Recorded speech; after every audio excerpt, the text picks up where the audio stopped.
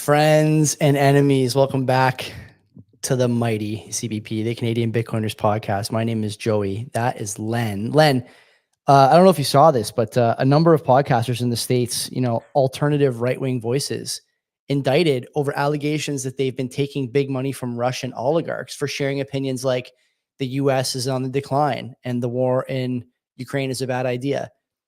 I know we have some sponsors, but have you been cashing any big checks on the side? Because I haven't seen any Russian money come in yet for holding those opinions and sharing them publicly. Have you not seen my car? That should be an indication that clearly either I am not cashing them in or I'm doing a very good job at hiding the fact that I am cashing them in. The rust is growing. How do we get that? How do we get the foreign investment into CBP? Do we want to get the foreign investment? Because right now, if it's five figures, I'll say anything for like 50 grand. Well, the C could stand. Remember, we could be the Californian, we could be the Chicago, Colorado, or the Compromat Bitcoiners podcast, right? Compromised. Yeah, sure, okay. Yeah, there's lots of different things we could do with the C, but currently, it's only Canadian. So no, we turn our back to Russian funds, Ukraine funds, any type of funds that are from outside that country. Screw you. We don't want it. We'll take it. Len is speaking for himself, only me. I want to put the fund back in funds. And so if you have $50,000 for us, let me know. And, if it's not too egregious, I'll say it on the air. But in the meantime, maybe before we start, you were in an NHL 94 tournament on the weekend. How did it go? Well, I was good until maybe 3/4 of the way. I was doing a 500 and then the wheels fell off. Who is it that screwed me up? Calgary and Boston. Damn. Both times I played, they just didn't do anything. Even Ray Bork, he passed him the puck, and we were laughing at how bad it was. Yeah, is it random team selection, by the way? So when you say you were good for 3/4 of the way, like playing about 500 ball or about 500 puck, when you started to have trouble, was it just because the random teams got in the way, or like what's the deal with that? What happened? Just the randomness hit me. So the teams how they're selected is. Yeah, obviously 2 people approach the console. You rock, paper, scissors to see who's going to make the call. So I always, to be honest, I said, you know what, I'm going to pick rock all the time so you can beat me. So they did that because I really don't care what happens. So it's whoever wins the rock, paper, scissors calls the matchup, and the other person is going to be the home team and picks who they're going to be playing as. Nice. So I'll pick, say, Chicago, Detroit, and you'll say you want Detroit at home. Okay, you got Detroit at home. I'll be Chicago on the road. Okay. So when you call out 2 teams, you're obviously not going to want to call out 2 teams that are so far apart because you're going to pick the team that's much better. So you're trying to picking 2 teams that are kind of close, like a Vancouver or Buffalo or something like that. Right. So then it's tough to pick who you I don't know. So does anyone ever pick like 2 real dud teams? I did that. Just like I did Anaheim and Ottawa. Okay. It was such a funny game, Anaheim and Ottawa, because they're probably 2 of the worst teams in the game. And I'm familiar with both of them, to be honest, because I played quite a bit of them recently, and it was just, I don't know, it's a different way to play. Well, I'm sorry to hear you didn't win. Anyways, we were all winners, brother. It was Championship of the Universe, by the way, the NHL '94 Championship of the Universe, the first ever. And CRTs were there. People were coming to look at it. People were yelling. Good. I love it. Stuff. I love it. And you know what? Right next door to the place was a Value Village. Yes. Went in there. There was an NHL 94 cartridge. Nice. Did you grab it? Did you take it? No, it was an SNES number 1. And number 2 is like 2 halves put together. If you look at the way it was like some Frankenstein version. So who knows if it was even working. Value Village still selling it for $10 probably. $7.99 or something. God, and it's such a ripoff. Anyway, welcome back, everyone. End of summer here coming up, but just the beginning of tonight's show. We got the sponsors as always up front. Easy DNS, okay.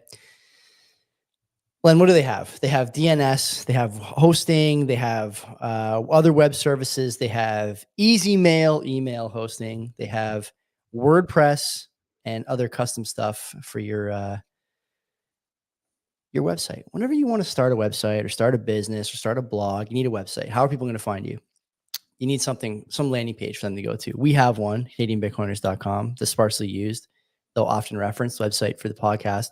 We do it through Mark and Easy DNS. Why? It's simple, it's cheap, it's effective, it's extremely secure. Okay, Mark noting here on his website that everything is easy, fast, and secure. But also, Len, I went to the Easy DNS website today because I wanted to look for some new material for the read. Did you know that Mark offers a 100% refund if you don't like any of the services you sign up for. No conditions, no fine print. I didn't know that. So what do you have to lose? Not only getting 50% off your initial purchase if you use our promo code CBP Media. Off, he'll give you 100% back. You said you make money off this guy if you just cancel if you don't like it. Where else do you get this kind of deal? Only on CBP. That's it. Yeah. Set up your email server, set up your web server, a lot of different virtual options. Private server stuff. You got tons of stuff going on over there. But if you don't like it for whatever reason, just get your money back. You got nothing to lose. Try them out. CBP Media is the code. Mark is always in the chat, always available to help, and has been very, very instrumental in developing our website. Len, we had a guest cancel this week, so I might have to ask Mark if he wants to hop on short notice. We'll talk about that next. Housekeeping, but you might hear from Mark sooner than you know it. Who's the second sponsor? Bull Bitcoin. And the price of Bitcoin, I just saw it behind me a few moments ago actually, and it's gone up from what I have been hearing in the chat, because there's a chat we're a part of and we're getting some updates about the price of Bitcoin is going a little bit nuts lately. What's going on? I don't know. It goes where it goes. But certainly you have an opportunity to buy Bitcoin with Bull Bitcoin, and you can do the same with selling through Bull Bitcoin. So you have a couple of different options over there. So hopefully people have been stacking away, or if they're selling, it's your choice as well.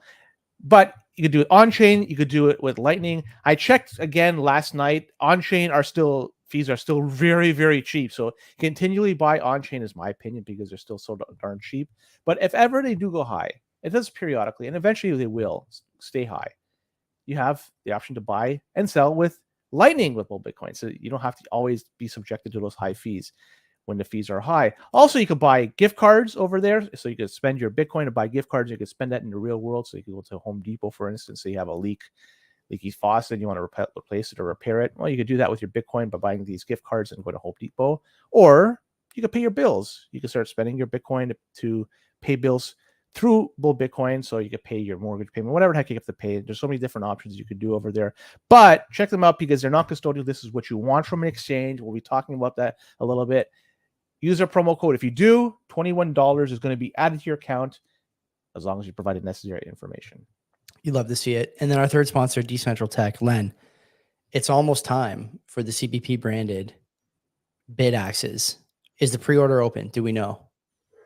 To the best of my knowledge, no. Not yet, but it will be soon. Should be soon, quote unquote. Soon. This is going to be an incredible moment in CBP history, because Jonathan and the team have agreed to allow us the privilege of being branded on our own bid axe machines, which have been leaked in the CBP Discord. So if you haven't taken a look in the Discord in a while, now's the time. So these guys have been open, Len, almost 10 years, since 2016. The best in silo in terms of mining for the pleb. Everything you need all in one place. Whether you want to do some mining to try and actually make some money, rack a few of these bad boys in your garage, or you want to throw something in your house that your wife won't be mad at you over, take half your assets due to, among other things. Give yourself any marital problems with this giant machine humming and screeching away, mining the hardest money around.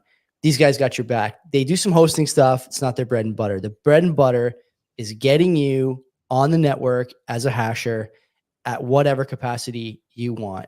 Jonathan and the team doing a great job over there. I would tell you to use our promo code, but we don't have one. Why? Because our sponsors want to support us the same way we want to support them. It's not a, scratch our back, our scratch yours relationship. I'll scratch yours relationship necessarily. So go over and support them. I know a bunch of you guys have bought the miners already. And if you're looking for another miner, like we are going to have shortly here in the CBP studio, then now's the time. Go over, tell them we sent you if they ask. But we want to make sure these guys are getting as much of their product on the market as possible. Why? One, because we like the company, of course. But two, Len, we got to decentralize, man. Miners have too much power. The industrial miners have too much power. We got to take back the power, okay? We have to rage against the machine, as a wise man once said. And one bid axe at a time. That's right. One bid axe at a time, okay? One bid axe at a time, we can chop down the mightiest of oaks. So we're going to be doing that vis-a-vis the CBP. Head over, buy some stuff, buy some shirts, buy some miners. You guys know what to do. Great company, and we hope you'll support them. What do you want to do next? Some boosts, maybe? Yeah. Or you want to do the housekeeping? Up to you. Quick boosts, because Lightning Mick, 210 sats. Thank you, Lightning Mick. Boosted on Fountain. Cheers. Cheers to you, buddy. Cheers, Mick. Wartime, 333 sats. He does two things, two emojis, a fire emoji and a beer mugs. Cheers. Cheers. Got it. God bless you. Thank you. Relic, 500 sats. Gold as usual. Absolutely. Bitcoin as usual. Bon, 1,337 sats. Getting prescribed meds because they want to play Xbox instead of learning long division. And he puts the happy face there. That was a good line. I put that in a short too. That's good. So we got the 1,337, the LEET sats, right? That's LEET speak, I think. Pretty sure. I think it is, yeah. Nice. And Sir Snacks a lot, leading the league here, 2,100 sats. It's hard to go to any restaurant in Hamilton and not come face to face with Joey's undesirables and the effects that they had on a dining experience. And the same can be said for many cities in Canada. Tell us how Bitcoin could help fix this. Man, I think, over time it can, but I'll tell you, I was driving through Westdale, maybe not Westdale. It's like the bridge, the Main Street area there, going from Dundas into the Crunch Fitness where I work out. I'll dox myself a little bit there. A couple of you guys have recognized me at that gym already, so I'm sure you realize where I work out. But and Len, there was a young couple with their child eating dinner on the patio of what I think is an Eastside Mario's. Used to be a Finn McCool's, but it's an Eastside Mario's now. And a guy pushing a buggy was talking to him through the glass wall, and they didn't want anything to do with the guy. But what can you do? These people are everywhere now, and they're proliferating. Maybe we'll talk about that today. At least this guy wasn't eating, pigeons or ducks.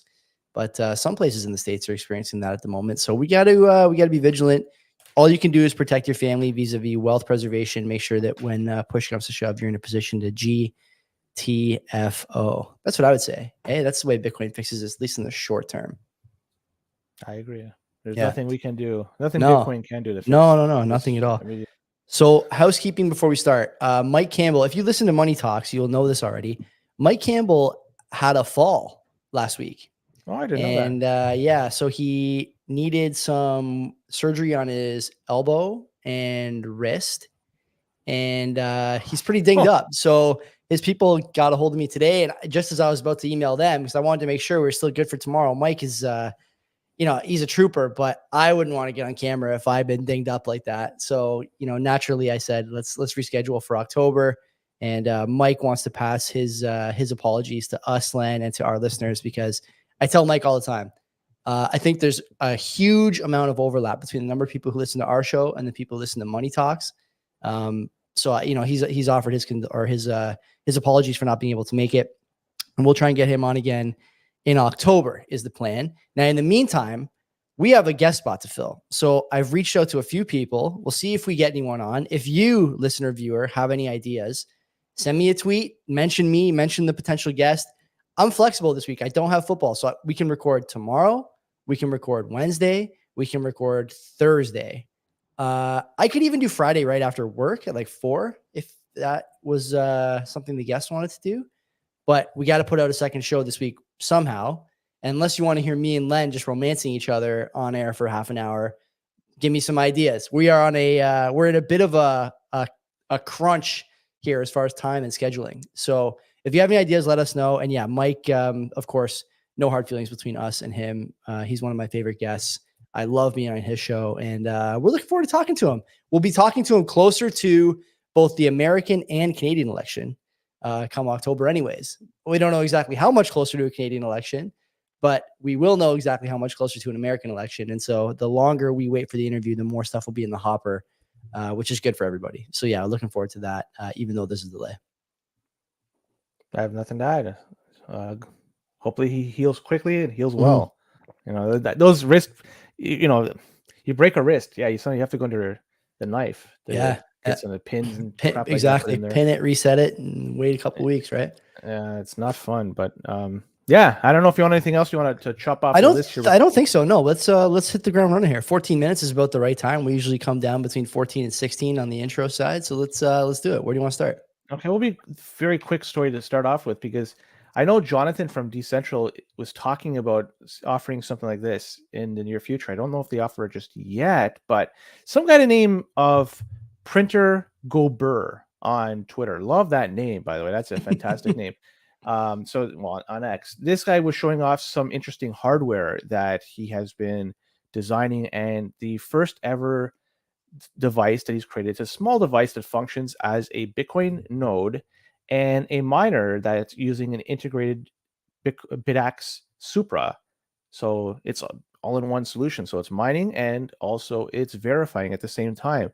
He says that he could get this to run at 28 Celsius or around 82 Fahrenheit if you're using those measurements for temperature. So that's rather cool.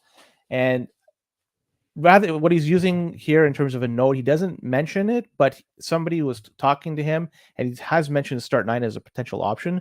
But I think the user can have just about anything. I'm assuming here that they could put Core, they could put Knots, they could put Start9, they could put a whole bunch of different flavors.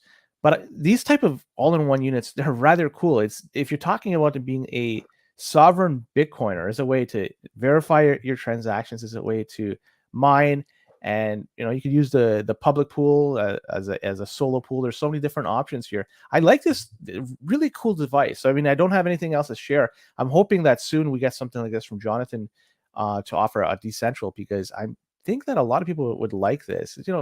Imagine getting something like this, something small, something lightweight, but it gives you functionality to do so many different things. I'd love to see this, and I like the fact that he's done this. This guy, Printer Gober. Does this guy want to come on the show this week? Is he free? I don't know. Show it off. But it's a matter like, could you imagine you had a device like this that you can point at that? It's mining. It's not only that, it's verifying the transactions. It's those are the things that I like to see, where people could do stuff like this with very little hardware. It's not like you have to go and buy a $1,200 laptop and shit like that. It's modest hardware could do stuff like this. Let's be honest, the BitX Supra, aside from the chip itself that is taking it from one of the ant miners, it's not all that powerful. So it's just utilizing the chip to do the majority of the work. And to run a node, I'll just leave it out here. My laptop is some 14 years old, and it runs perfect to run a full node. And it's also a lightning node as well. Doesn't suffer from being too slow or anything. It just does its thing. So I like projects like this, and I think there's going to be a lot more of this moving forward, especially as people want to become more sovereign Bitcoiners, and also as a way to take away the hash rate, as we talked about at the beginning of the show, from the big miners, and make this more decentralized so everybody can potentially do their own thing. So that's a cool project. I think so too. Easy sell to people who are running a node or mining separately, right? And I think there's more of those than ever before. Is it fair to say that there will be a market for these things? What's the best way to put this? Does running a node or mining put more of a kind of target on you as a private citizen in 5 years? What is the thing that the state is more concerned about? That's the only thing I can think about that might be a negative, right? Maybe you just want to do one or the other, because the other of the two is more contentious with the powers that be. Thoughts on that? What if you run it through a VPN and or Tor? VPNs are easy to spot. Like, I know people like VPNs as a privacy tool, but they're easy to spot. When you're the only person using it, they're easy to spot. And so unless everyone starts using it, then it's somebody using a VPN, but what's being run on the VPN. Because that data is encrypted from yourself to the. So I view this a lot like Tor. Like Tor, it's hard to know what you're using when you're using Tor. But the fact is, if you're using it, it's obvious you're using it, and you're only going to be using it. This is like, of course, what the government would say. You're only using it if you want to mask the packets that you're sending and receiving, which is enough for them, right? At some point, I think as more people use it, and hopefully they are, it should proliferate. I agree with you. Yeah, and my node does it. It's running Tor as a service, so I would hope more people do the same, and it just creates a much more bigger challenge for them to figure out what's going on. I don't know. I don't think it's a big deal if you're running a node or if you're mining from home. It's not going to put a target on your back. The only thing I would suggest, though, if you're going to start spending it, because again, my face is here. I can't start telling people, if you're going to spend Bitcoin, make sure you look at what the laws of the country you reside in, because if you do something against that, CRA, IRS, whoever, they come after you, it's not going to be pretty. CRA and IRS are on your front door. They're on your front door right away. It won't be pretty. No, I So know. I that's all I agree. got to say is make sure you do whatever you can to follow the letter of the law, because if you don't, good luck. On So that, we are in agreement, sir, for sure. let's go to the Bitcoin hash rate. Yeah. Not sure if you're following this. This continues to climb. And as of yesterday, the price of Bitcoin was taking a dip, but still the hash rate went up. You said it And recovered. What is it recovered to? the price of Bitcoin, Yeah. Oh, I heard it above was close to 57. 58. 58 looming. Yeah. Okay. Yeah. All right. Yeah. Wasn't it you that said it in that chat we're in, or is it I somebody? noticed it earlier today, but there's been a lot of like I'm always on Twitter during the show because like that's where I keep the show bookmarks, and there's a lot of people talking about the price, but I don't usually bring up TradingView because it's kind of bright anyway. Different topic altogether, but yeah, I mean the rebound has been nice. Sorry, continue though. Hash rate, very Well, important. I'm not even sure what's causing this price action, to be honest. I don't know. But either way, according to my node, as of yesterday, the block height is at all-time high. Yeah. So it was over 700 exahash per second. And I don't know if things have changed since yesterday. And that was an estimate as per my node. It's not a true snapshot of what's going on. But nonetheless, the hash rate is continuing to go up. That's an indication that there's more equipment that's being plugged in and it's hashing away. So this is a bullish metric for some because, let's be honest, there's a lot more interest. But for Bitcoin miners, this is going to be a problem. Yeah. Because there's more competition to mine the next block, to build the next block. So I'm wondering then how many pure Bitcoin miners out there that are going to be actively looking for new sources of revenue, such as AI or anything else. Is more hash rate is going to make less profit for them. And another thing to remember Marathon too. They bought Bitcoin recently. There's the hash rate. Look at that thing. Just If you're on YouTube, we bonkers. just put the hash rate chart up here. And remember Marathon, they bought some Bitcoin, actually a lot of Bitcoin not too long ago. I think they're underwater with their purchase. They bought around $100 million worth of Bitcoin back in July. And they took on debt to buy an asset that is probably maybe worth less yesterday for sure. Maybe not today. But when they bought it, that's a lot of money they spent on Bitcoin. And I'm expecting, something to happen to these miners. Like if they're continually blowing a lot of money to buy Bitcoin and mine Bitcoin, as the hash rate continues to rise, this is a cutthroat business, and there's going to be a lot of collateral damage moving forward. And we've seen already some consolidation in this space. It's only going to get worse as this shit clears up. Where do you come down on this thesis that I have? I actually almost started writing an article on the website on Sunday, and I still might do it. I still want to get into that habit. I don't know how long it's going to take me before I get into a semi-regular writing habit, but do you think it's possible that AI is going to be used as a weapon against Bitcoin at some point? You mentioned it there. The miners have all the hash rate. The industrial miners have all the hash rate. They are beholden to the shareholders, ethically, legally, you name it. And if AI becomes the thing that's more productive in terms of the bottom line, they will move hardware, firepower, and energy resources to that application. And it's a little easier to stomach, maybe not easier to stomach, but actually, I do think it is more palatable, I think, for the miners if they're told by their shareholders directly or indirectly, we want to see more AI applications here, and told by their board, we want to see more AI applications. How many board seats would you need for nefarious actors across the mining sector to really take a gash out of the hash rate and, as such, the network security of Bitcoin this way through this vector? It seems to me like it may be an attack vector at some point. I'm not saying necessarily that it is now, but I think as we move along here, Len, this is going to be a really easy way to pull security away from the network and make it less attractive to investors, less attractive to governments, less attractive to everyone, and maybe open the door to the first, attempted attack that you could soft sell to the normie as the Bitcoin security model has failed. Right? It seems to me like this is becoming a more real threat by the day as the hash rate goes up. Now, the other side of that proposal, the other side of that thesis is that if hash rate does drop significantly, it'll come online somewhere else. That could be true as well, but it's got to come on somewhere where there's cheap energy, because even if the hash rate drops by 50%, the energy cost requirements don't materially change to allow for smaller, less efficient players to hop on. You know what I mean?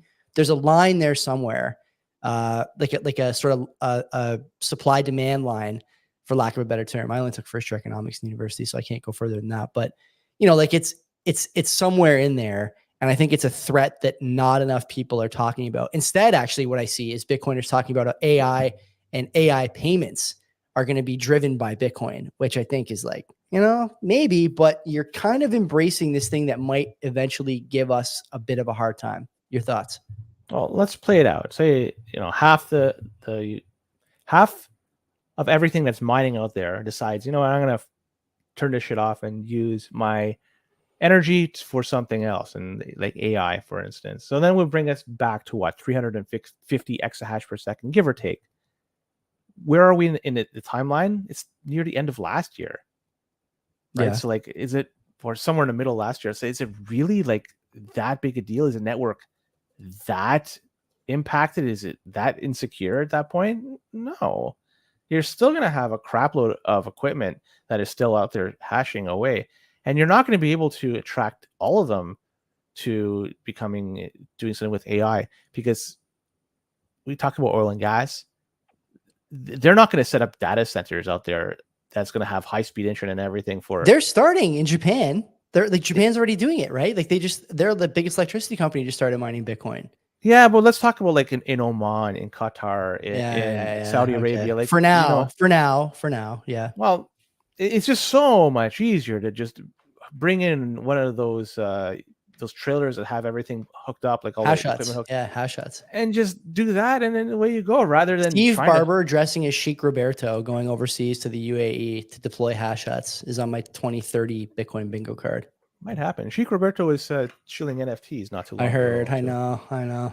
So I don't think it's really a big thing, the whole shift to AI. I don't think it's going to impact things. So like even cutting hash rate in half, it's still extraordinarily high. It is for sure. There's no doubt. We've really got to take a massive cut. Like you have to take a 90% drop in the hash rate, and not to say it will never happen. Anything is possible, but I don't think that's a likely outcome. So I really, if these companies are going to start to try to invest in AI, that's good for them. I hope it works out. But then it's also going to create some dilution in that industry as well, in that field, and that's going to cut down costs as well. So eventually, you're going to find the market is going to find the floor in that, and Bitcoin mining is going to have. It's possible. Okay, it's possible that it finds a floor, but aren't you worried that you will see manipulation through subsidy or through added government red tape for certain industries? I mean, we've already seen it in Bitcoin.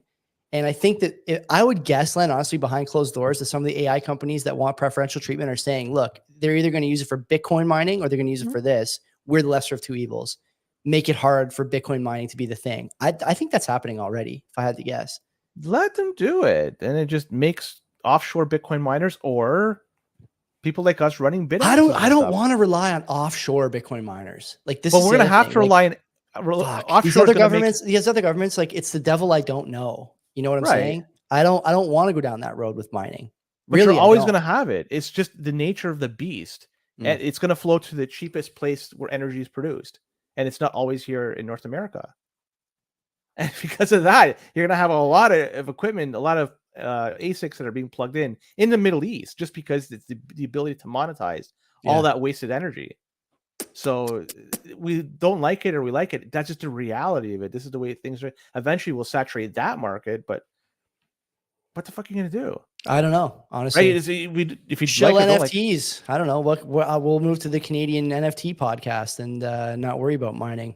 Is Trump doing any new NFTs this week? Oh my God, what a disaster! This is why you don't make your whole personality a political candidate. It's like, it's too bad because the guy is clearly the better of the two candidates, but just with the pro Bitcoin ethos comes the pro crypto ethos and the pro NFT garbage. And he's catering to all these people who want to, well, he's done this in the past. It's not like this is his first time. This is his MO. This is his MO. I mean, some stuff is funny when you're talking about the Trump gold sneakers. Remember that from 2020? Like that was great. I should have bought a pair of those. They're probably worth 10 times what they were at the time of sale. But this other stuff, the consequences is real. Anyway, we can talk about that another time. No, let's talk about it now. It's actually sure.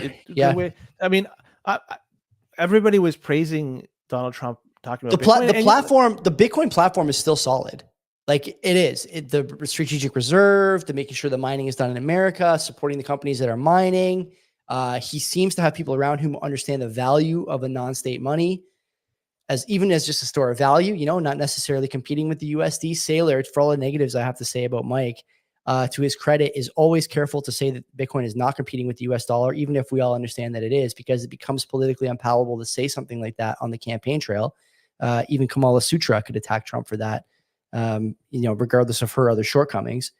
So yeah, I get that it's not ideal, but like if you still want the pro Bitcoin candidate, you got to vote for the NFT guy. Like it's like a hold your nose and get it done type situation, is it not? I guess if you're a single issue voter, and it's Bitcoin, let's say you had $100 million in Bitcoin in cold storage. Okay. All right. You're one of these guys who was in there in 2011, 2012. You're a liberal otherwise, right? Let's say you voted for Obama twice. You would have voted for him 3 times, as the guy in that movie Get Out says. And Harris is telling you that she doesn't want Bitcoin to succeed, but shares every other policy position that you appreciate. And Trump maybe shares only some portion of the policy positions you appreciate, but is 100% going to make sure your Bitcoin can't be confiscated by Liz Warren and her goons, right? What did he say? Something like that. How do you vote for the other party? That's your whole nest egg. That's like your lineage is royalty, or your lineage is in a tent at that point. And not everyone's 100 million, but even at like $1 million worth of Bitcoin, you're probably still voting for that guy, right? I guess so. If you're in that situation where you have a large stack of Bitcoin, and certainly if you see one candidate talking more favorably of Bitcoin than the other, my stack is not even that big. Okay, me and you have been in it for about the same amount of time. Like we don't have to talk about how much we have, but I'm still at this point like close to a single issue voter, pretty close. A couple of things are near and dear to me, like addictions. Obviously, you guys have heard me talk about that a bunch. Education is near and dear to me as well. Maybe a handful of other things, but I can do all that other stuff for my family on my own if the Bitcoin is protected. You know what I'm saying? Like that, like that's kind of where I come down these days. And as the price goes up, I think the problem that the government's going to have is more and more people are going to become single issue voters, because nothing is as important as preserving the moonshot that you got right, especially as the likelihood that you catch another moonshot, either real estate, equities, whatever, diminishes to basically zero. So really, in my opinion, there has not been one candidate, like one of these major candidates, that come forth with a strong Bitcoin message. I know we have Trump saying this, but the real thing that we want to look at, this is the ultimate in terms of what you want to see with Bitcoin, is the removal of the capital gains tax when you start spending it. Until that's done, every other thing is kind of, it's nice, it's a good to have, but the capital gains tax is one thing, but that's the biggest thing. That is the biggest thing. I think there are bigger things. Could you imagine if the elimination of that and everything else being like nothing's changed? Oh my God. Then you essentially give it the rubber stamp. Yeah, you could use it as a currency. And how much, think of how much it would be. I know, but I actually don't think that's ever going to change. Personally. I don't think so. And that's why I'm trying to say that. That's not where I want to plant my flag then, right? I'd rather plant my flag on something like, for example, having to report your buys to the CRA every year. Like that's like, to me, that's a single issue I would vote. That's a fulcrum I would vote on. That's fair. That's fair. Because I know I'm not going to get that one, but I can get this one. They've shown me this part of the platform. I don't want that. I'm going to vote against it. Yeah, that's fair. And having them do that, forcing you to disclose to the tax office every time you make a buy, that's obviously trending in as a Bitcoiner in the wrong direction. Yes, something you don't want. So pick whatever works for you. That's what, we're gonna have options. At least in the United States, there's options this year, and likely in Canada next year. And do what you want. You have the ability to vote. If you like to vote, go ahead and do it. Yeah, people have died for that. Yeah, 100%. Man, you should be voting regardless of whether or not your vote is counted, or maybe counted twice. So go to the ballot box. Anyway, what else you got? Do you ever hear this saying, does it run doom?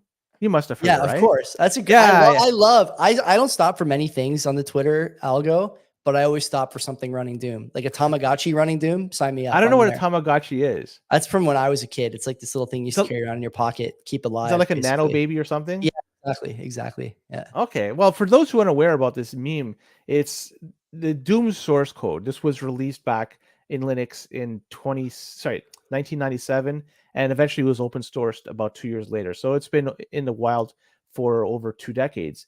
And since then, the saying "Does it run Doom?" has taken a new life because people have been taking Doom and trying to run it on some crazy devices, including things like pregnancy tests. That's pretty cool. What kind of ATMs. pregnancy test runs Doom? I've seen the video of Stop. that. I gotta pull that up. That's a Yeah. banger if that's true. ATMs, people have been able to get into ATMs and have them run Doom, Oh my and god, it's the also first search calculate. result, Len. You gotta be kidding me. So yeah, running Doom. This is a very old program. It's over 30 years old. It was like came out 1994, I'm guessing. But either way, yeah, man, you can run in just about everything, and even fucking Google search engine. Somebody was able to manipulate the search engine result to run Doom. Like, this is some very creative people. Anyways, this past week we got the first taste, I believe, of an ASIC that's running Doom, and this is released by Brains. Love And it. this is the Brains mini miner, the BMM 101. This is a pre-order for people that want to get one of these things. It's available, I think, December of 2024. It includes an LCD and with that is showing off it's running Doom. So really cool. I would imagine somebody running a nerd miner may look at this and say, "Hey, we could do the same thing with a nerd miner. We could run Doom on it." Is it practical for the hardware to run Doom? No, but to me, it's still interesting nonetheless. It sounds like you have an interest in this stuff too. So I love it. it. Have you seen the one? Have you seen the one of the guy in Minecraft built like a farm of on-off switches that run Doom on like a screen in the game?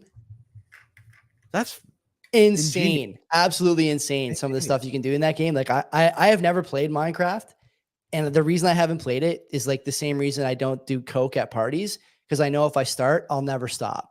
And like, this is you have a little one on the way. That game looks nuts. You think, yeah, maybe I'll get my little one into Minecraft. Actually, all little ones do. Yeah, my neighbor. So a little story here about Minecraft. I bought an Xbox last year because I wanted to play Starfield. The game sucks. And so I ended up giving the Xbox away to my neighbor because they gave us a lot of baby stuff a few months back.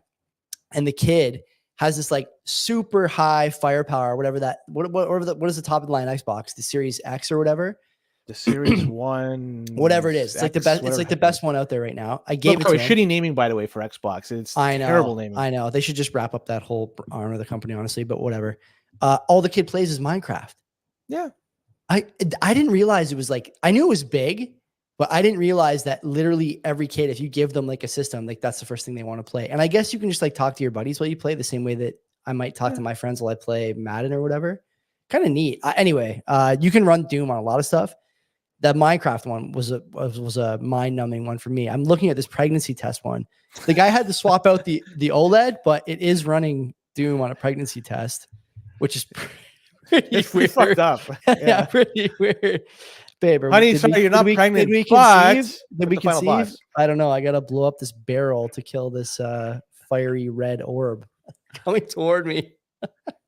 So this past week, we had a couple of fake data breaches that were reported, and I'm just going to clump these two into one story. So number one, we had something called a breach data notice, and this was sent out to some of Swan Bitcoin's marketing email recipients. And this is according to Corey, and he theorizes this is from what he says on Twitter to be from 2022 Clavio. We reported this hack. We reported on this. Remember? Right. Yeah. And so that's what he believes that it comes from. So either way, anybody who got these emails was saying there's a security breach, and there was several wallets that were compromised, as well as some servers. And it's instructed users to download the Trust Wallet. And in the email, it provided the keys in which you have to enter into Trust Wallet. And once you enter it, you import the wallet that they provided you. And then you log on to Swan and send the Bitcoin to the Trust Wallet that you just imported with the keys they provided. So essentially, they were asking you to log on to Swan and send them your Bitcoin. So assuming anything was if anything would be moved on there, it would be moved out immediately thereafter. But anyways, there was a second data breach that came from Gemini. It looks like it came from Gemini. And it's not like Gemini had enough problems to date, but they now have this one to deal with. And this one was being reported by Jameson Lopp. Yeah. And essentially people are being sent out emails to either Gemini customers or former customers, and they're using the exact same tactics as they were using for the Swan folks over there.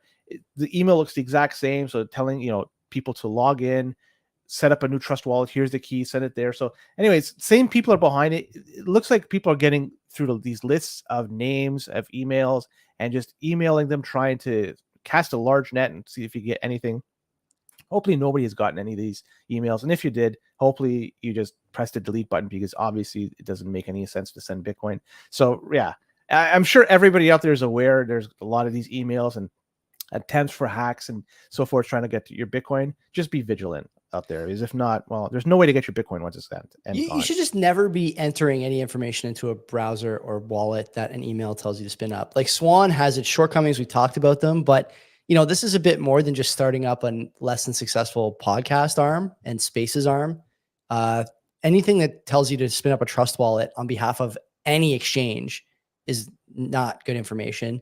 Like you said, it sounds like it's done by the same perpetrator here, which sucks, because I don't know what a company like Swan or Gemini is supposed to do in terms of like an email list. Like, yeah, you have to use probably a third party to do this kind of stuff. And so you're at the mercy of the third party. We actually talk about this a lot on Axis of Easy, how the average person, even if they take every precaution, the hospital or the bank or the Bitcoin exchange, whatever, uses a third party to help make things easier, whether it's contacting you or storing your information or indexing certain things to make your life as the customer easier. They're relying on that third party for security. And what do we say about third parties, Len? It's just a honeypot, those third They're parties. security holes. Yeah. Third parties are security holes. Like that's, that is the way of the world. And so as much as I give these companies shit an awful lot, not much they could do about this, which sucks, and it sucks even more than that's happening 2 years later. So it might not be fresh in the minds of a lot of people, right? Bitcoin Twitter was buzzing when this hack happened a few years ago, and I haven't seen anything about it since.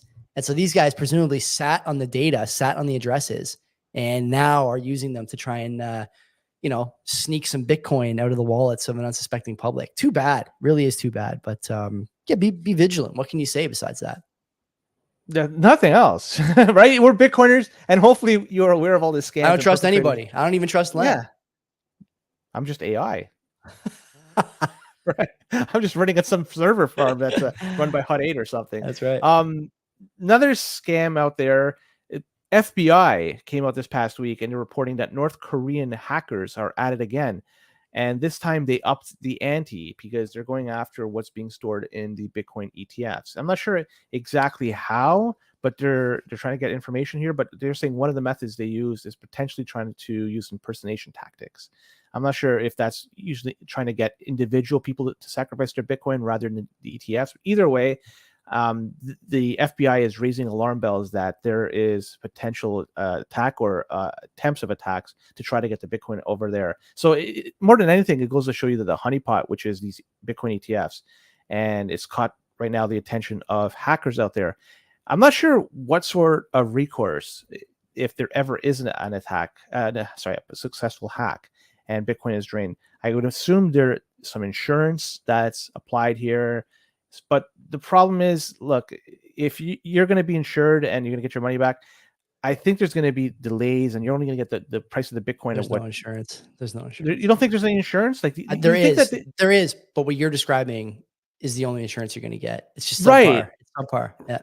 And that's what they're legally obligated, I guess, to do. And yeah. It is sad to see that this is just the reality of it. But if there's going to be hundreds of thousands of Bitcoin that's associated with one particular ETF or multiple ETFs, why wouldn't there be an attempt to hack it? And there's going to be an increased amount. This is the preface for the BlackRock fork, is it not? It's potential. Like if you it's read an the wording, interesting thought exercise. Yeah. Right. Well, talked about before on this show, and obviously another reason why of the laundry list of things why I certainly don't like it, and maybe you don't like it as well. But I understand the tax efficiencies with using them. I understand the ease of use of getting in and out for using them, but there are some negatives, a lot of negatives that go along with it. And more by the day. You're talking about a pretty big one here. So. Yeah, the FBI is learning, and it's not to say that it's going to be attacked and a successful attack is imminent, but every day that passes, you're rolling the dice, and maybe the odds might be so fucking high that you'll never be able to roll the dice that it's going to be an attack that's successful. But you do it over a long enough period of time, eventually. So Coinbase and whoever else is being the custodian of this Bitcoin, they got to be on their fucking toes and make sure they have everything done right. Multi-sig and all this bullshit to make sure that if there ever is a breach, they're still able to protect it. I don't know what they're going to be able to do, but hopefully they know best. But man, you're trusting them to know best and to do the best. They're the best company to hold the Bitcoin. They're not going to be as diligent as you might be. But Len, lest we forget, a couple of years ago, Armstrong put out the anti-DEI, anti-politics, bulletin for his company. If you want to do that shit, get the fuck out, do it somewhere else. Here at Coinbase, we're going to be mission focused. So I like that. I'm reminded of that when I listen to Armstrong talk. So for all his downsides, he at least got that together. So at least you don't have someone who didn't get their job without a meritorious process there, meritocratic process, whatever that word is. Hard to say what that word is in that use case. But anyway, at least you know that much about the people who are securing your coins for the ETF. Obviously, MicroStrategy uses them too, among other companies. And like you mentioned, a bunch of the ETFs. Yeah. Oh yeah. That's going to be I'm not sure if that's going to be billions. Yeah. And I'm not sure how lucrative that is, if that's going to be like a big chunk of the revenue moving forward. But I don't know. I'm surprised companies. Do you know why it's a big chunk of their revenue? It's a big chunk of their revenue because the incentive model works, right? If they fail in their job securing the ETF or securing that Bitcoin, the price is going to get absolutely fucking clobbered over the short and medium term. So the incentive is there. When it comes to their bottom line, that's where it is. Now, the fees for holding it, I don't know. Who knows what they are? I think we had SB on not long ago talking about how the fees were negible compared to what they made on Bitcoin trading, right? So yeah, it's one thing to consider anyways. But yeah, I mean, you have an opportunity here, listener, viewer, to be, oh my goodness, I'm very gassy. This is like my third coffee of the day. To be the person who secures your financial future. And you're not just doing it by preserving your wealth in Bitcoin, but you're doing it by securing your Bitcoin in a way that makes sense for you. There's many options, okay? They're all pretty good. You can do 12 words. I think you can do 16 or 18 words as well, or you can do 24 words. You can do passphrase. You can do multi-sig. You can do geographical splits. You can do jurisdictional splits. You can do, what does CoinKite have? That seed XOR thing. I'm pretty sure they have. You can like split a 24 word seed into two. You can use fake wallets. You can use fake addresses. You can do any number of things. We just talked about that Liana wallet the other day. You can time lock your Bitcoin. There's ways to make things secure for yourself. My advice remains the same as it's always been. Make it easy to deposit your Bitcoin. Make it nearly impossible to withdraw it, and ignore all the rest of the noise. That's it. There's nothing else to it. Withdrawals should be very, very difficult and take time. Deposits should be very easy and nearly instant to do. Yeah, if you follow those two principles, you're good. You're good. Everything else is secondary after that. Yeah. And I would also add one thing. Periodically, every few months or whatever time frame you think is best, go through the exercise of doing the extracting of your Bitcoin. So you could, just in case there's a process that's difficult, you just do the whole thing, and so you just don't forget how to do it. So periodically set up the process to start moving your Bitcoin off. So in case you do have to do it in a hurry, you could just basically muscle memory and just tap into that. And Boomdust is saying, did you see that the chart that was floating around about how many coins Coinbase holds and by who? I didn't see that. I haven't either, but you can imagine what it looks like. Well, who do you? I think the majority of and I'm assuming he's talking about the coins or Bitcoins, not the shit coins, because I don't really care about the other stuff. But the majority of the coins held, I suppose, it's going to be the ETFs / MicroStrategy. That's my guess, but I don't know. He just sent it to us. I'll have a look at it here. I mean, the number of coins that are out there are probably unbelievable. Let's see. Oh yeah, I did see this. Okay, let's have a look here.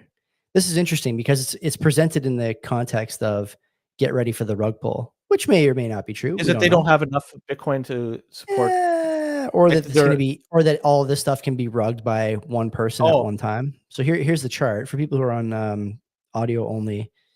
It is a chart from time chained FTX.com by a guy named @SannyEXP. So Coinbase has more than 1 million Bitcoin. Yeah, a lot of stuff here. A lot of stuff. Coinbase Prime, Wisdom Tree, 3IQ, Grayscale, Franklin Templeton, Valkyrie too. Wow. Valkyrie employed Josh Alshowitz for a time, and you telling me he didn't tell them how to fucking Arc? I'm just surprised MicroStrategy doesn't do it themselves, given the fact that they talk about it and they've been in this long enough. In a way, I'm kind of disappointed that they're using a third party to secure the Bitcoin. Yeah, it's hard to say. So Coinbase actually has 2,275,000 Bitcoin under management, both for themselves and for these other clients. It's a lot. Even Bitfarms, Ben Gagnon, using these guys. Again, you may have talked about this. I know we disagree on it, but there's got to be just a legal requirement by the board and by the companies to use a company like this and to use a service that these guys are providing or something similar to do their custody. Because otherwise, you can't imagine that some of these companies would be like, no, I'm going to outsource the custody, the most important part of the whole Bitcoin thing, to someone else, unless they absolutely had to. I'd love to see the rules. Like if they buy gold, are they forced to hold it in a vault, or can they put it in the basement of their? I'm using that as the. If they buy gold, but if they buy gold, the board can't hold it. It has to be with a custodian. The same way the board can't hold cash. The board's not boards and institutions, like even at Wayside, our board is not allowed to hold cash on hand. But it has to be with someone else. Can a company, theoretically, a large enough company that's publicly traded, buy gold, physical gold, and you shove it in the basement and say it's now in our balance sheet? They can't do that. Like it's simply like just buying a car or anything else, right? A car is not the same. Another asset. No, but it's not a balance sheet asset.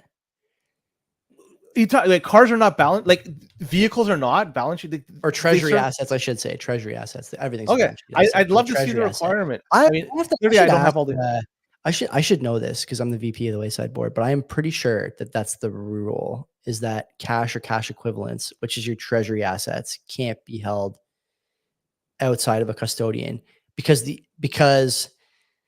there's another layer to this. Auditors want to go through other institutions to verify holdings instead of going to the basement of your agency to count with the bars, right? That's simple, Joey. I know. Right. But I'm just telling you, there's laws against it, is what I'm saying. So this verification and Bitcoin verification. Here's a question.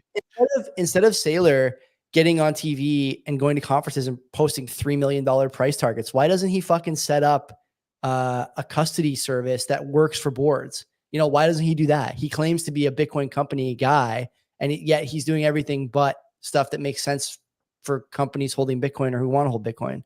Like, he wants the fucking KYC shit, and don't make me rewrite our terms of engagement here for the CBP board. We split the vote 50-50. I agree. He's going to start custodying our Bitcoin pretty soon. Let's put it all on Coinbase. I like that. That's a good. Let's roll the dice on 100x leverage and stream it. I miss those days, man. Those are funny days. Those were the best. Anyways, another story from Jameson Lopp. We're getting long in this Bitcoin stuff, so we'll be kind of quick. Sure. It's a story that he posted about a 19-year-old in Singapore that was trying to buy Tether at a shopping mall over there in a parking lot. In fact, this was a person-to-person exchange. And I guess this guy wanted less exposure to Singapore dollar, which I don't know why anybody would want that. Either way, currencies out there. I think so. We're going to meme that into it. So either way, two men on the other side of the transaction decided to beat up this guy and try to rob him. So luckily he managed to escape. But a few questions come to mind. Like, aside from the fact, why is he trying to buy USDC?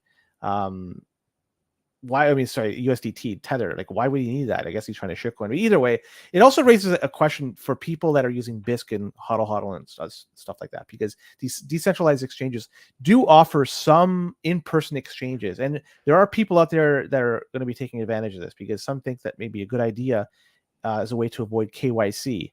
But remember, it comes at the cost that you could potentially get mugged and rugged. So I suggest, if you're going to do that, look to see if they have a very reputable selling agent. Like, if you look at HODL, you can see like their ratings, how well they are as a seller and shit like that. But even if you're going to do it in person, like, really be fucking careful if you go down that route. I would suggest, if you're trying to get KYC free, like, fuck, there's better options than this. But if you want to do this, thinking about also how the economy is today. At the beginning of the show, we were talking about people just trying to eat, and they're getting berated by fucking homeless people just walking by with shopping carts. A lot of people are hurting, and I'm sure a lot of people are hurting, and they'll be happy to rob you. And so it's more just a call to action. Just don't do this kind of shit unless you really have to. There are places where like no one is going to go outside their house pretty soon. Bitcoin buy milk, eggs, or otherwise. Like no one's just going to leave in certain parts of the city because it's just not worth it. The Hamilton Police Twitter account, this is not directly related to Lop's story, but has had a hell of a 36 hours. School lockdowns, people being sought for first-degree murder, shootouts in what were prime real estate type neighborhoods only 5 years ago. I can't imagine going to meet a guy who I don't know to buy peer-to-peer when Bitcoin's involved. That is the definition of fucking crazy, honestly. Like, these people will kill you for your Bitcoin. And, like MVK always says, start acting like your Bitcoin's worth 10 times what it is. If you think it's going to get there, maybe it will, maybe it won't. But that's a good way to operate, I think, when it comes to Bitcoin. It's part of the whole, make withdrawals very difficult. It's part of the whole OPSEC thing. It's part of the whole don't go to the parking lot with a guy you don't know. Where else would you do this? You wouldn't even go to meet a guy for Facebook Marketplace unless it was like either in a Starbucks or a police officer or a police station parking lot. Like anytime I buy or sell stuff, I always either go to downtown Dundas or to the cop shop. Those are the only places I'll go.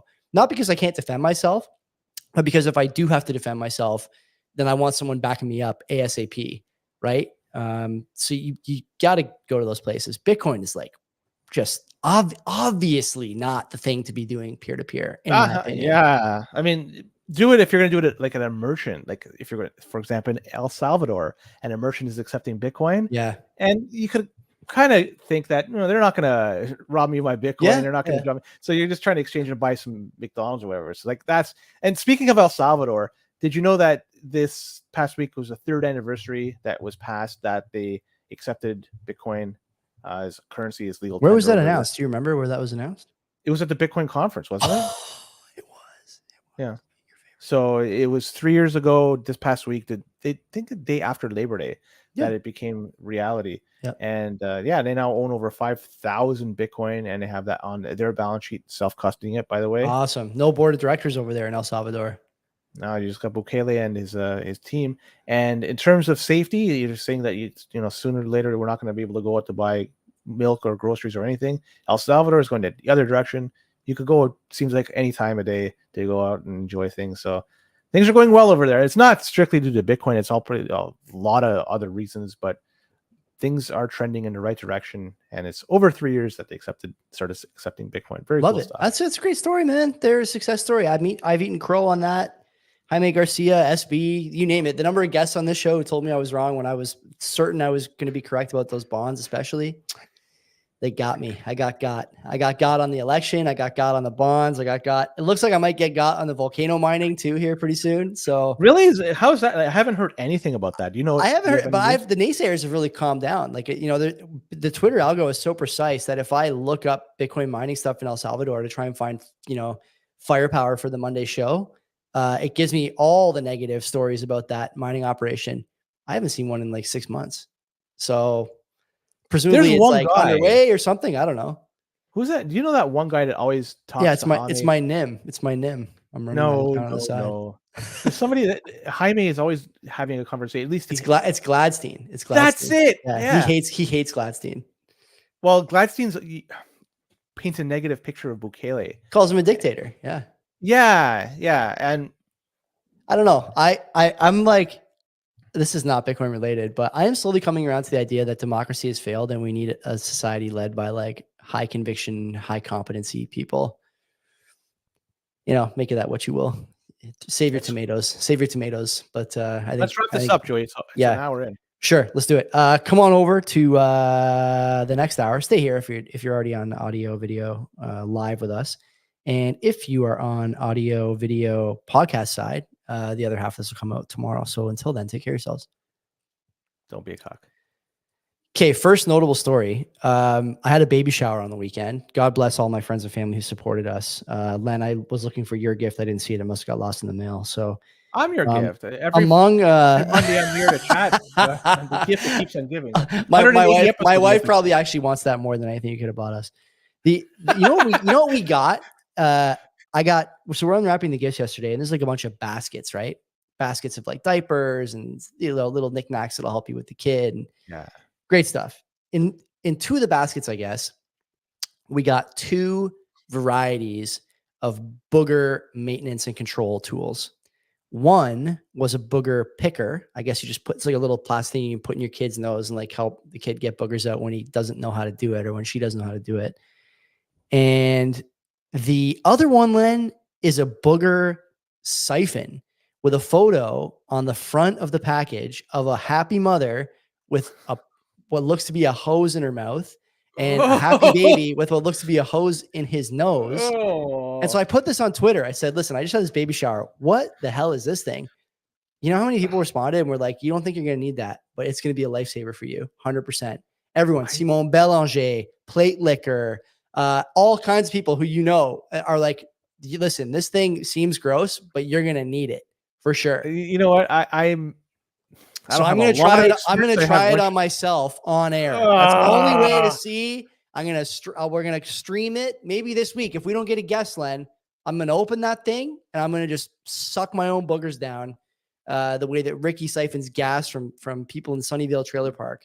I'm going to do it for a full hour on stream. That's do it old school. Don't even bother. Just let gravity work its way. Just let it run into the kid's mouth. How was things done in the past, right? Like, I don't know. It's worked, and we have strayed so far from God's light at this point, Len. Booger siphons. Come on. What are we talking about? What are we talking about? How is that even? That wasn't on the registry. Look at all the people in here. That'll save booger siphon stream. Those things will save your sanity. Needed to get sleep. That people in the chat, like they're supporting. Clearly, new parents think this is a good idea. So I don't know what to make it. And you know what? I never used it. We never used it, and make that for what you think is just So great. Oh my god. BTC Priestess. I've been nursed to my dog's anal abscesses. Sucking out baby boogers is nothing. The woman who comes to cut Moose's nails offers to do his anal glands. He doesn't have any problems with that yet. He's still a young pup, but maybe at some point. Other thing I bought, Len, Kenzie bought me for my birthday, a PlayStation Portal. You heard of one of these things? No.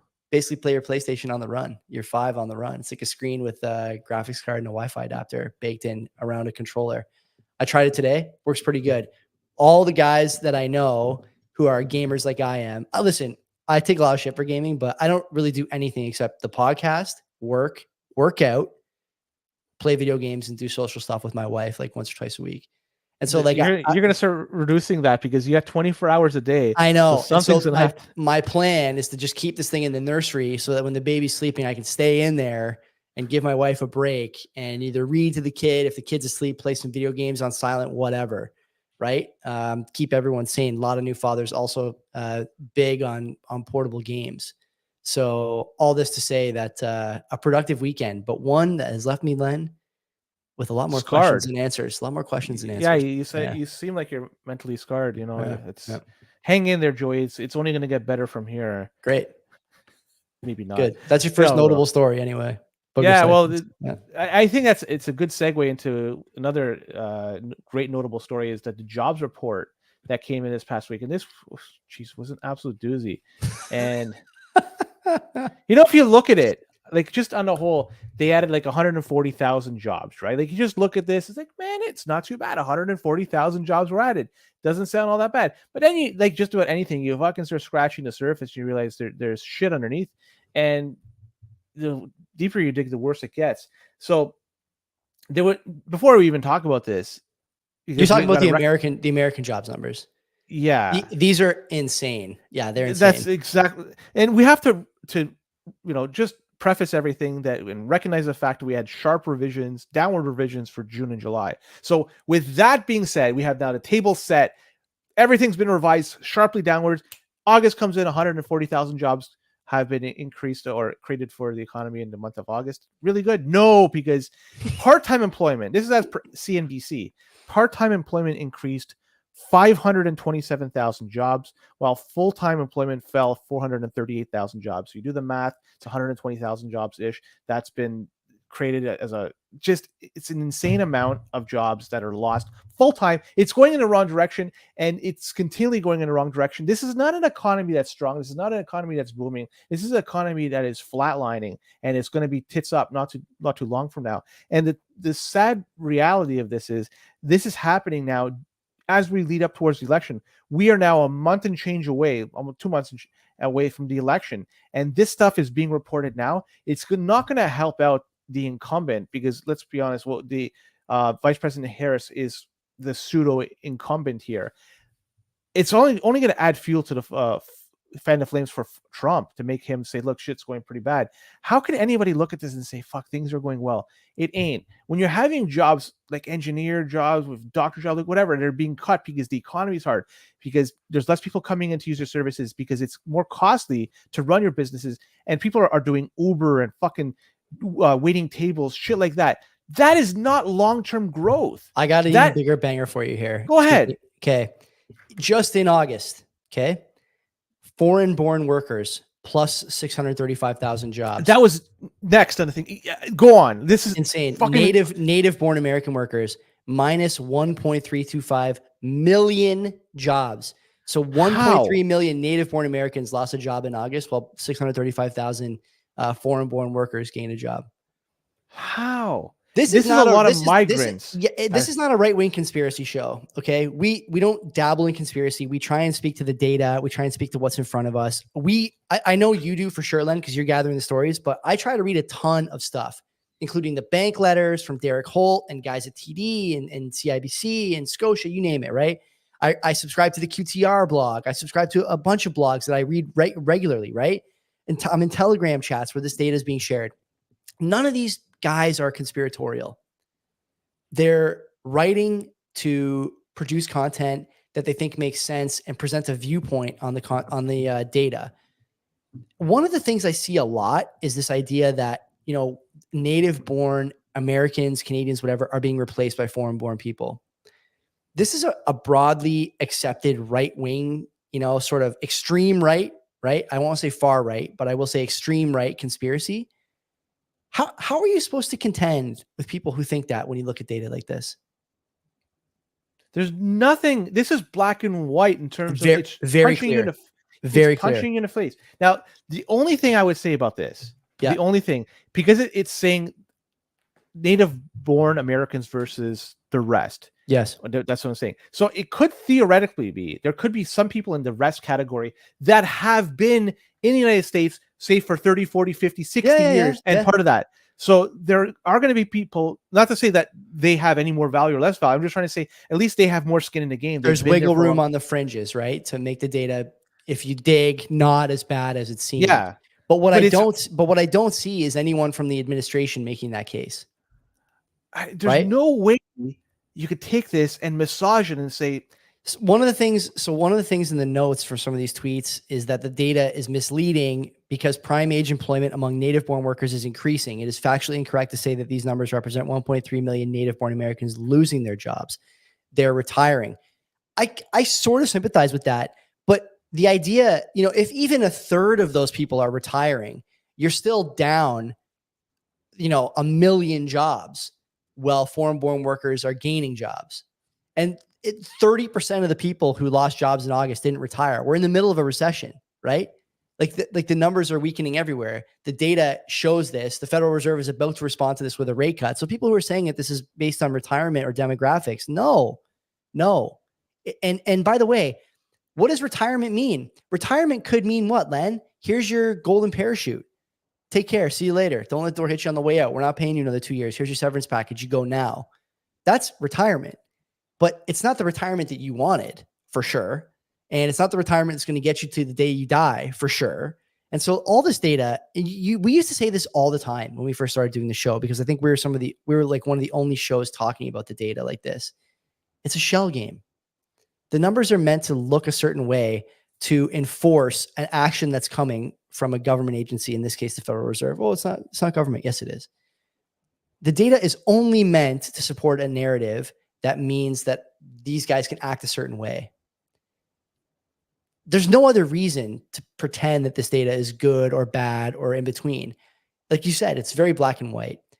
Foreign born plus 300 or plus 635,000, native born minus 1 million. If the strongest case to be made that this data is cooked is that we didn't include retirements, I think this is really, really painting a picture that's going to add fuel to the fire of the lack of cohesion in society. How else can you paint this, right? There's no other way.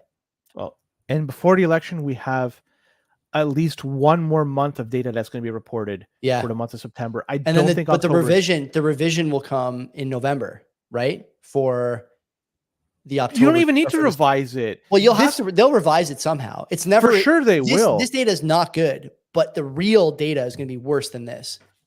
And so exactly, that's a good point. But in terms of this, it's really bad. And this is going to be, for September's numbers, is going to be even closer to the election date. Yeah. I'm not sure if October's numbers are going to be released in time for that. Not that this is really going to make a decision for people, but it's just going to hammer the point that it's not going well. And the United States economy, for a long time, we've been hearing things are going things are great, everything is rosy, and rate cuts are looming. Rate cuts are going to be coming because they just want to fucking get things moving in the right direction. Oh, my understanding is that rate cuts come when things are going well. I heard from the finance minister. No, it's going to. Well, in the United States, it's going to be at a cost. They're going to lower rates, and inflation will probably start going up just because of the fact that we have this humongous debt, $35 trillion. It's costing them $1 trillion annually to fucking just service this. Yeah. And the only way to do this is to add more debt. They're adding $1 trillion every 3 months to the debt now. Yeah, every 100 days. It's another trillion. $100 trillion every 100. That's insane. People see this stuff and they just pretend it doesn't matter. Like, to be an economist is to pretend that doesn't matter. This is the correlative relationship between debt and professional economics. It does not matter. Because now we're talking about trillions and we've lost sight of what a trillion is. If we had this same type of debt 20, 30 years ago, it would have fucking made people's heads explode. Yes. But over a period of time, it happens, I'm going to say slowly enough. We just accept it. But now it's happening at a pace that's not slowly anymore. It's much quicker. $1 trillion every 100 days. Soon it's going to be every 90 days and every 80. Then that number, you just look at that chart, it's just parabolic. What happens at that point? Vibes are going to be heading lower. I'll tell you that. It's not going to be all-time high vibes. The party of joy and soy is not going to be able to win an election on the back of vibes if this continues. They can't cut rates. I know. They can't cut rates in an environment that they're going to have inflation, the rate of change go up. They're going to have to raise rates, and then you're going to be back to square one. People are going to be suffering because there's going to be less debt that could be accumulated, so businesses won't be spending as much and borrowing as much to try to grow, and then getting into homes will be more costly. And so do you think, Len, not to cut you off, but do you think if you were renewing a mortgage in, let's say in Canada, February, all right, let's say they cut every month until February, so you get the rate down to, I guess it'd be like 3.5 at that point, something like that. Whatever. Do you think you would lock in for 5 years at 3.5? Or would you go variable with the expectation that things keep going lower? It sounds to me like you're at least thinking that there's potential for inflation to really kick back up and rates fly upward again over the next 5 years, instead of kind of sitting in the lower bound. I'm going to have to make this decision soon because January, I think mine comes. Really? Soon. Yeah. Live stream your visit to the bank. No. Can you imagine walking into the office with your phone running and a wireless mic? Friends and enemies. You know what? Len here. We're at the bank. I went to the bank this past week, and it was the first time I stepped in a bank in a long time. Yeah. Is because I wasn't able to withdraw cash.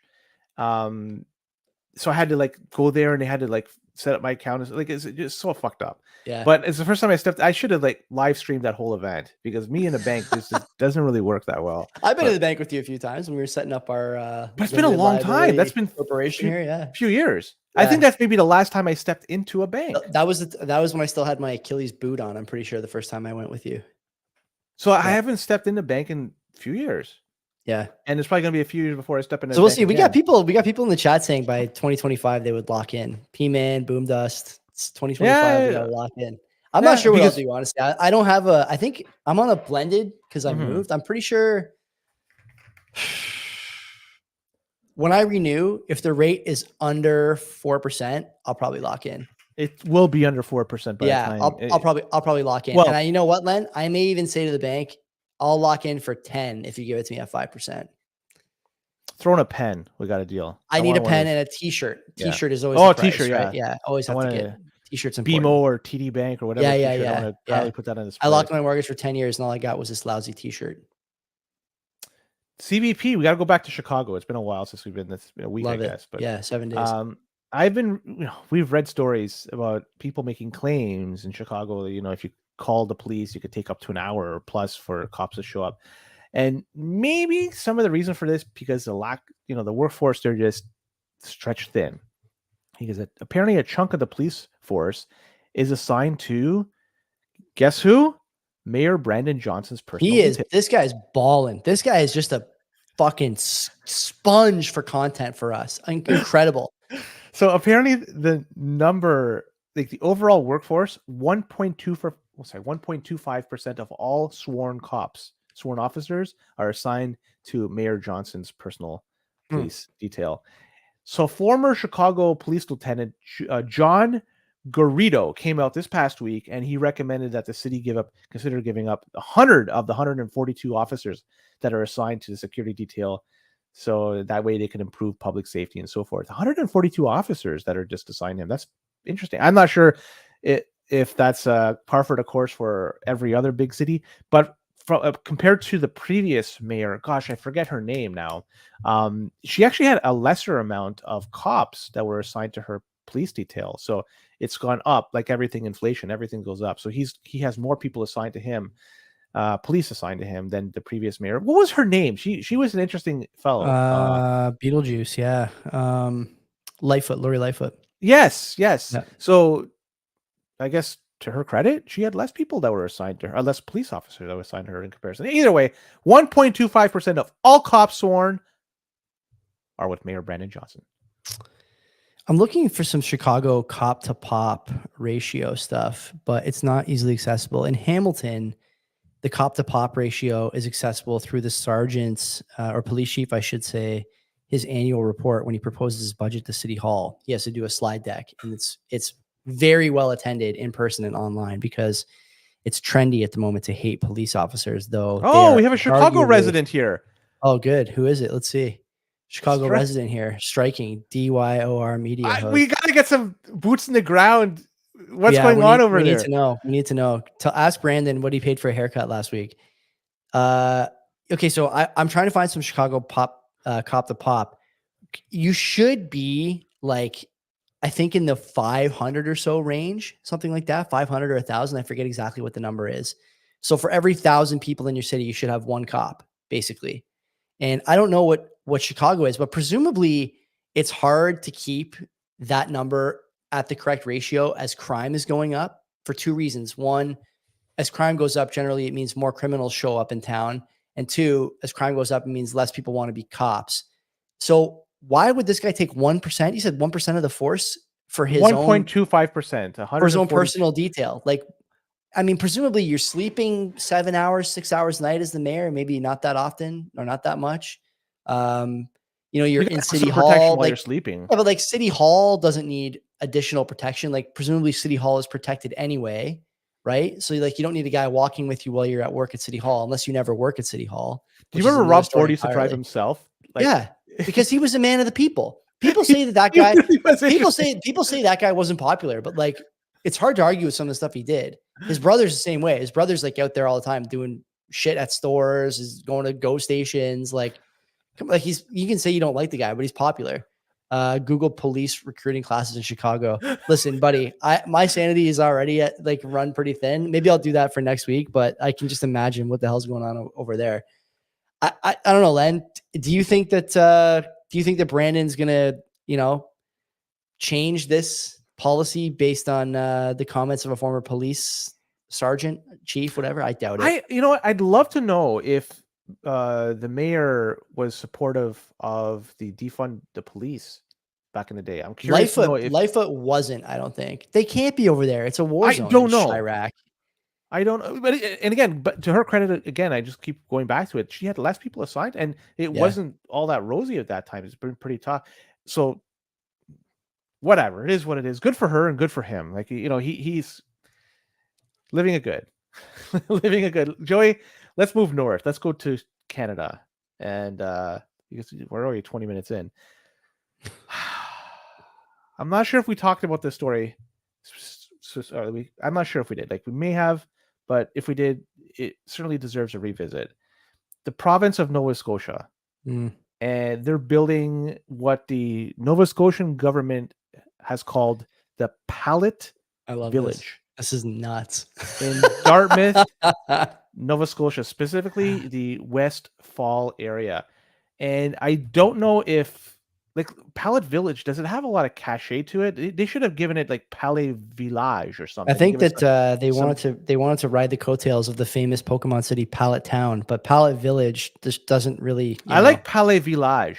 Palais Village, yeah. You kind of, Billionaires Row. You like Palais Village. I like that. But now I'm trying to make fun of it. That's pretty shit, because what they're doing over there, they're constructing in Pallet Village 41 pallet homes. This is not Sunnyvale boom dust. This is like, it makes the size of these homes. It's just like, I've seen bathrooms that are bigger than this. Each home is 76 square feet.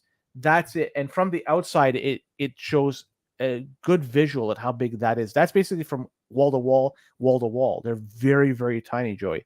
So in conjunction with Hang on a minute. You're telling me this woman here, her name is what, Len? I wouldn't even have a clue. Come on. Senora Large. Deborah Large, the manager of Tiny Meadows. This has got to be, like, again, are we in a simulation here? We got an oversized woman named Deborah Large presiding over, she's the queen of this tiny meadow shelter village. This can't be real life. It can't be. Let's just move on. I mean, Len, come on. This is nuts. There's more to this too, because not only is this 41 pallet homes being constructed, in conjunction with that, there are housing options that they are providing for 35 Black and African Nova Scotians in a project dubbed the Aquaba Reverend Wallace Smith Senior Campus. This is going to be you are like entering into the Hall of Fame of not laughing during some of the stuff you say on this show. If you're able to keep a straight face for the next 15 minutes. I'll try, man. For that project, the government is forking out $2.3 million annually for operating costs, staffing, wraparound services, supportive programs, and building leases. So there's two different things. We have the 35 pallet homes that they're setting up, and the 35 housing options. The housing options they're providing for 35 Black and African Nova Scotians, as per the Nova Scotian government webpage. Like, this makes the trailer park homes look huge by comparison. And the goals of these two projects are to help transition people to more permanent housing. And I fear this may become permanent housing. You got that right. So I'm looking at this. We've talked about, was it trailers, like actual This is like a trailer almost. We talked about a guy renting a campsite. We talked about a guy living on a cruise. Now we're talking about a guy living on a pallet in a pallet house in Pallet Village, Tiny Meadows Pallet Village. It's just big enough to use the drugs you got from your safe supply vendor. I'll tell you that. I mean, what can you say about this? My Instagram algo feeds me these videos of this Chinese woman who always starts her videos with "Hello, Balsa," and she sells 38 square meter aluminum, the way she says it, trailers.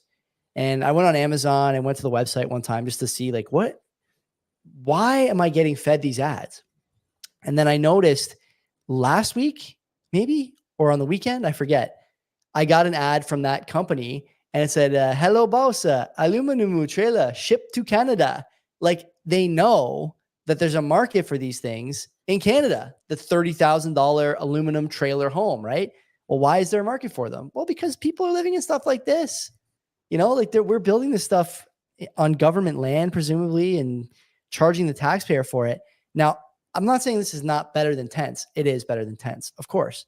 It's safer than tents. It gives people a little bit of privacy. And with privacy comes the chance for self-reflection and things like this that I think can lead to good outcomes. But, on the whole, the bigger picture is that, like you said, what is the plan to make sure these are not permanent residences for these people?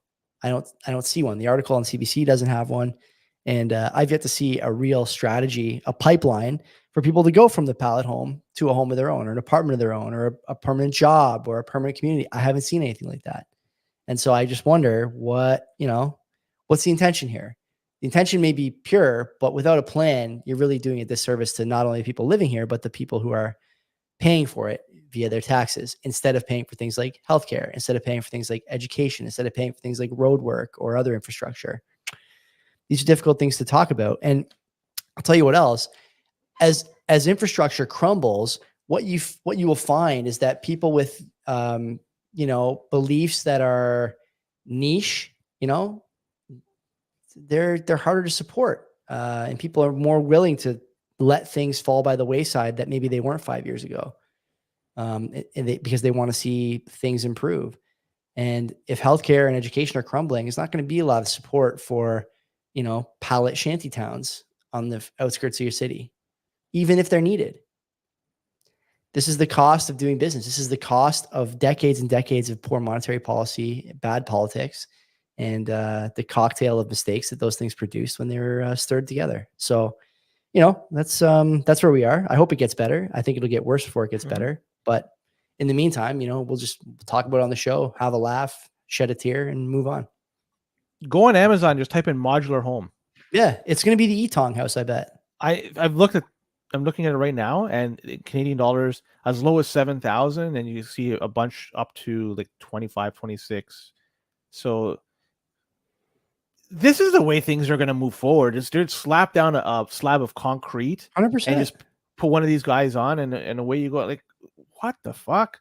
Like, a good gust of wind, could just pick this guy up, and it's sad. And it's like you're saying, it's probably going to be the norm moving forward. But yeah, StatsCan for the month of August, for the second quarter, they showed that Canada's economy grew at a faster clip than expected. So in Q2, it went faster, grew faster than expected. So annualized, it grew 2.1%, and it was above the 1.5 to 1.6. That was the number that was expected by economists and the thinking heads. The second quarter growth, though, was led by government expenditure. shocker. And also, they're saying increased business investments and consumer spending was higher on services, according to StatsCan. So the consumer spending is higher because inflation is higher. Everything goes up. So you have to pay for a plumber. It's obviously going to be more. And so that's probably how it's being captured. Anyways, according to the CBC article that I have, they said the government spending can be attributed to higher wages for public employees and with an increase in hours worked across all levels of government. And look, I'm not an economist. I'm just some dude in the basement, and what the fuck do I know? But government spending leading the way, I don't think it's a long-term solution for moving the economy. If maybe one quarter, fine, maybe two, but if it's for a bunch of successive quarters, really, I don't know if that's what you really want to see. But hey, again, I'm just some guy in a basement. Maybe I'm wrong. We'll see. What could go wrong with, 50, 60, 70% of the population relying on government for their income? Also, are we growing on a per capita basis? I don't know. We're not. 7 out of the last 8 quarters, we've gone downward in per capita basis. So for people who say that things are good, they're not. For people who say, look, the G7 this, G7 that, no. People who say, oh, the IMF said this, IMF said that, no. Per capita is your overall quality of life. If that's going down, then your situation is headed the wrong direction. It's worsening. There's a lot of consequences for policies like mass immigration and currency debasement and avoiding energy production, even though we're like producing more natural gas than we ever have here. But I digress. Financializing real estate instead of putting that money into productive assets. The guys on Looney Hour do a good job covering this. Rich Diaz, especially friend of the show, who's very passionate about this topic. There's consequences for this. And anytime I hear someone say that we're, high in GDP, I always just assume 100% of the time correctly, by the way, that we're down in per capita GDP, which is the only metric that matters. That's the one that matters. Everything else is secondary. And people are going to start finding this out in Canada sooner rather than later, because there's going to be more of these little pallet towns popping up, even as GDP is great, right? Even as the economy is booming, even as policies are allowing for the Bank of Canada to cut rates. I'm not sure that that's the hill I'd be dying on personally, because oftentimes that's not the case. We see cuts when economic data is softening. And so you can tell me that the data is improving and that we're doing well, but what I actually see on the other side of the coin, where rubber is meeting the road, is that steps are being taken to protect us as we come crashing down to the runway here. And I'll tell you, Len, the seatbelt sign is still on for sure. It's going to be a bumpy ride. Canada is reporting unemployment for the month of August stands at 6.6%. And it's been 7 years since this number has been this high in quote unquote a normal year. During the early 2020, 2021, obviously unemployment shot up way higher than that. So you have to kind of throw those numbers out the door. Yeah. So without taking those into consideration, it's been 7 years since we had unemployment at 6.6%. And the Bank of Canada has to date already lowered rates 3 times this year, in the past few months, in fact, and each time was 25 basis points. So the latest news may fuel them to do a 50 basis points cut next time they decide to do this. And with Canada now putting the brakes on temporary foreign workers, so we've talked about that at length last week, and they're also stopping the issuing of student visas, or slowing that down at least. It's going to take time for that to feel effective, but theoretically, over a long enough period of time, the unemployment rate should drop, because those categories, the people that fill those categories, are going to be dwindling in numbers. So another metric to consider too is that the average hourly wage growth for permanent employees, they're showing signs that it's starting to slow down. That's brutal. What a time for that. That is just terrible timing. It's not a huge drop. It's went from 5.2% in July to 4.9% in August. But if the trend continues, it's going to make lowering rates much more attractive. But then, the debt, trying to service it, and blah, blah, blah.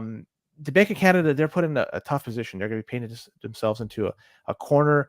So that magical 2% that they're trying to achieve, and I don't even know why 2%. They're not trying to achieve it anymore. They care about employment more than they do about inflation. This is the case in all the big modern economies. Big. I mean, Canada's like, whatever, top 15 or top 20. Isn't that one of the mandates though for the central banks? It is in the States. It's not here.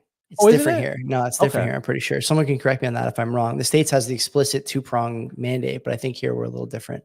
I'm going to take a peek, but next month, I think, or in 2 months, is the next time they're going to be meeting and releasing information for the rate cut. By the way, the Bank of Canada's mandate is to promote the economic and financial welfare of Canada. Yeah, there we go.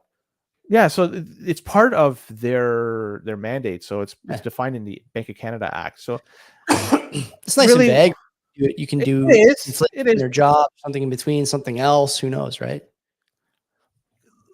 Fuck, these central banks, like, you break it down, what the heck are they? They're just there to create money, and it doesn't make sense. And they make the creation of money easier or harder through the rate lever. And like, I don't know what else to say to people who think that the central banking thing is a good idea.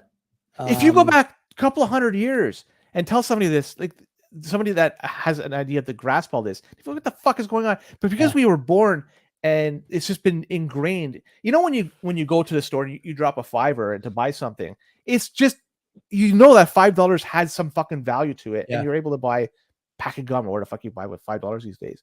But that's what it is, because we are born in the environment. It's like an inherent right that we understand it if we're using this money, and it's just, that's the way it is. And the central bank's the one that administers it, creates it, destroys it, whatever the fuck they want to do with it. it doesn't seem like right. I mean, that's why Bitcoin, man. That's why I It's so Bitcoin. true. It's so true. Boom dust in the chat. Bank of Canada can't really do much to fight inflation right now. We're in fiscal dominance territory. I agree. Kevin Muir and I talked about this, and although we had some disagreements on the sort of details, I think everyone thinks we're in fiscal dominance now. You know, the Bank of Canada can't fight spending programs. They just can't. They can't fight deficit-based governments. They can't fight currencies that are not based on any sound backing. Nothing they can do. Central banks are a relic of a time when that stuff was possible, but now, as in all previous cases where democracy was tried, governments try and buy votes with money that they don't have. And what did Margaret Thatcher say, Len? Eventually, the problem is you run out of other people's money to spend. So that's the direction we're headed. I think, anyway. It seems to me that that's the case.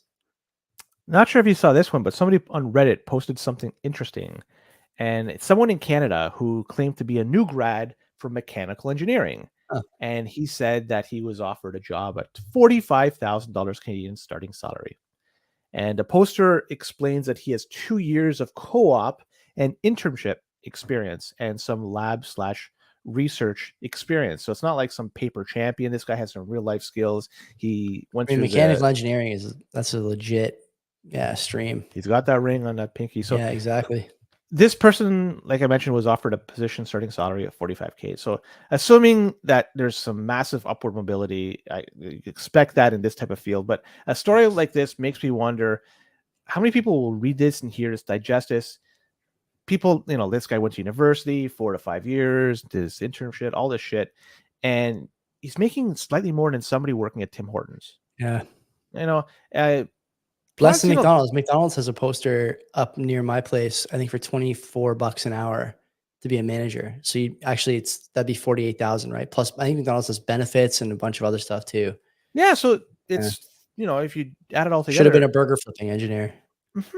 So this just highlights, I don't think this is systemic and it's representative of every mechanical engineer, but it just goes to show you the economy, how tough it is, but also how difficult it is for young folks out there to this guy or gal. I'm not sure what it is, but either way, he's got to pay for his roof over his head, for sure, food to go in his belly, and he's got to drive to and from work with $45K, man. That's tough to fucking do. Now he's got, I assume, debt that he has to pay back from schooling. I'm not sure if you add this all together, man, it's fucking tough for young folks. I feel bad for them.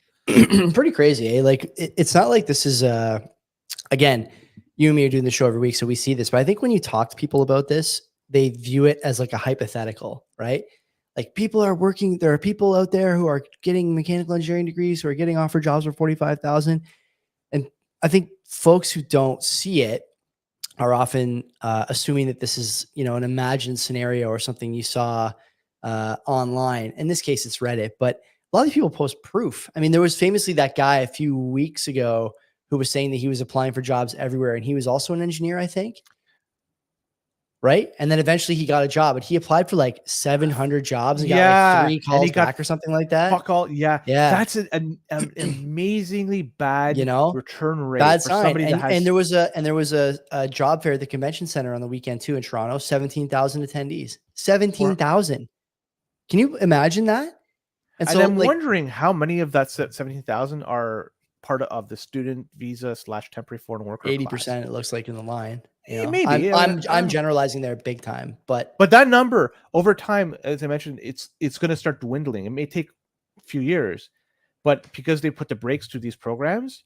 Yeah, but they're putting the brake again. Like I just said this to a buddy of mine today. They're putting the brakes to the programs, but it doesn't mean that these bodies are just going to disappear. No, right? It takes a long time for that to dwindle down. I actually don't think it's going to dwindle at all. Like I think you're just going to change that to this is a new Canadian resident, or this is a permanent or whatever, right? Like they'll become Canadians. They'll still be here looking for jobs, and we just don't have the jobs. We just don't have them. We don't need that sort of. Again, I feel terrible saying this because these are people too, and they deserve a chance. But we just can't. We can't be the dumping ground for everyone who wants a better life. That's at the end of the day. The fact of the matter, we live in a world where resources are scarce. Those resources may be human, they may be commodity, they may be employment opportunities, but everything has its limits. And to pretend that they don't, there's not much there's not much you can say to people who just think that we can do everything for everyone, right? And at some point, the modern world has to accept this and come up with a better solution than come on over, we'll build you a pallet house. Like that can't be the fix. It can't be. It just simply cannot be the case. I think that's it, Joey. Wow. 40 minutes in like time to watch the NFL. Aaron Rodgers is on TV tonight, buddy. The Achilles ayahuasca champion. Is he playing for the Jets still? He's playing for the Jets. Alex Puyat, who works for Bull Bitcoin. Him and I have an ongoing football / other DMs because we have a lot of common interests that the rest of you guys don't share. So he was telling me today, this is the beginning of the Jets Super Bowl season. Do you have thoughts on that? Nothing. Okay. I mean, I don't know. Remember the last time they had hopes of winning the Super Bowl last year, and then they're 4 plays into the season, Achilles tear. Yeah. And 25 years ago, the same thing happened. Testaverde? It was like one of the first series of the. I mean, I'm not sure if it was their first series, but it was the first game. It was the first quarter, and you got like it just seems funny that the same type of injury was like P-Man Van saying the same thing. All right, JT, that's let's see if they could do it. I mean, I don't give a rat's ass to be honest. It's fun. I can't name one player besides Aaron Rodgers, and I don't even know if he's any good anymore. I have he might be. I beat Boom Dust in our week 1 matchup thanks to Jameson Williams' heroics last night on the not Detroit. Jameson Lopp, right? Not Jameson Lopp. No, actually, they're quite different, the two of them. But anyway, neither here nor there. Come back later this week for an interview show with someone. Remains to be seen. Maybe we'll get the Lions in a Super Bowl. That's like, am I reading this right? Lions could be good. They're a good team. They got a lot of firepower. What universe am I living in? That there's a chance that the Detroit Lions can. I just got a message from Alex. That's a professional offense. So I don't know if he means that I just offended him or if he's watching the game. But we're gonna wrap this up because I want to go watch it too, and I have to edit this show at the same time. God bless you. We'll see you this week for an unknown interview show. And until the next time we talk, take care of yourselves. Don't be a cuck.